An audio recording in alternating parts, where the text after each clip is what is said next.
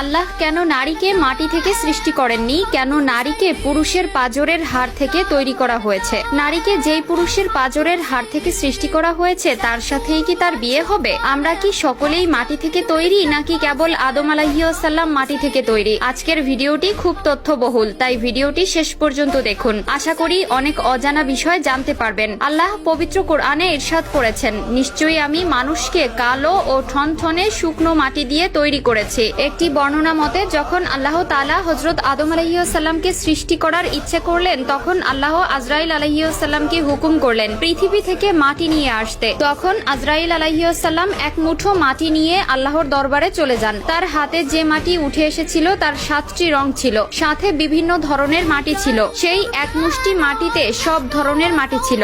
এরপর আদম আলাইহিসসালামকে সৃষ্টি করার পরে তার পাঁজরের হাড় থেকে এক মহিলাকে সৃষ্টি করেন, যিনি হলেন বিবি হাওয়া আলাইহিসসালাম। বিবি হাওয়া দুনিয়াতে আগমনকারী প্রথম নারী ছিলেন। হযরত আবু হুরায়রা রাদিয়াল্লাহু তাআলা আনহু হতে বর্ণিত, মহানবী সাল্লাল্লাহু আলাইহি ওয়াসাল্লাম বলেছেন, যে ব্যক্তি আল্লাহ ও আখিরাতের প্রতি বিশ্বাস রাখে সে যেন তার প্রতিবেশীকে কষ্ট না দেয় এবং নারীর সাথে সৎ ব্যবহার করে। নারীদের সাথে তোমরা খারাপ আচরণ করো না, কেননা নারীদেরকে পুরুষের পাঁজরের বাঁকা হাড় থেকে সৃষ্টি করা হয়েছে। পাঁজরের সবচেয়ে বাঁকা হাড় হচ্ছে উপরের অংশ।